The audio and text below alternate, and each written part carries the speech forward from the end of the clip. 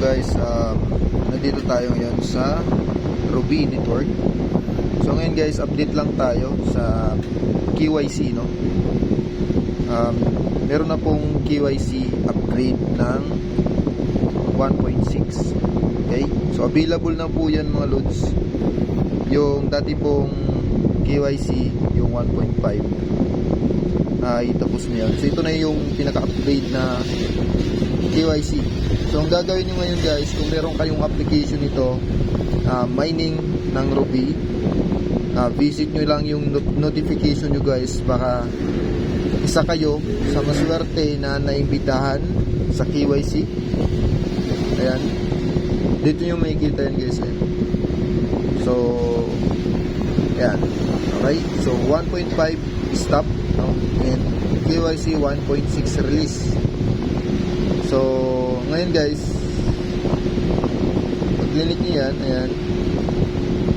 So check nyo guys yung mga mining application nyo sa notification bar, okay? So makikita nyo yan dyan guys.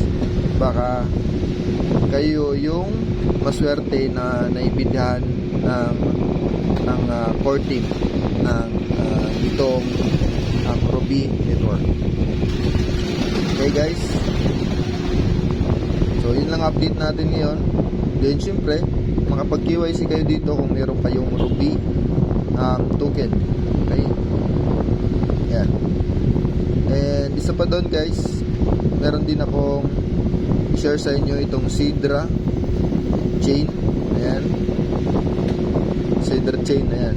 So ito yung lumalabas sa akin guys, kahit anong gawin ko na hindi tayo makapunta sa mining ng Sidra chain kasi ongoing pa yung kanilang update. So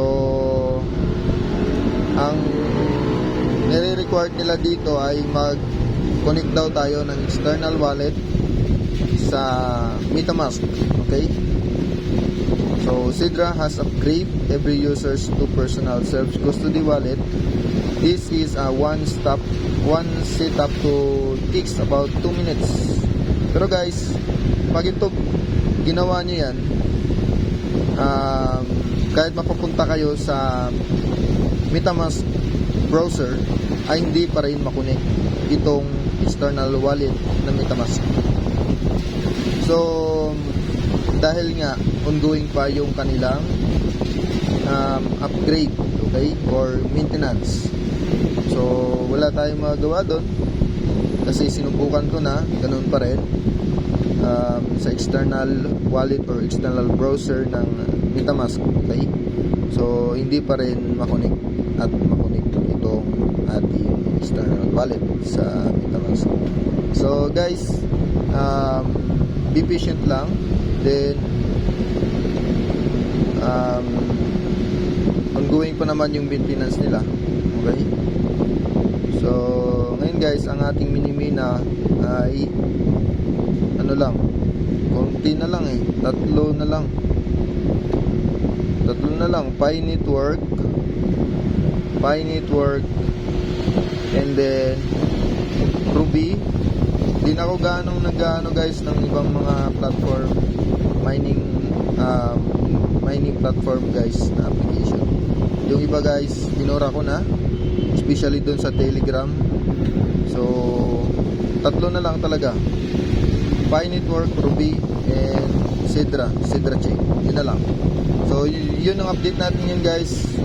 Sidra chain, huwag kayong mag-worry kasi ongoing pa yung kanilang maintenance.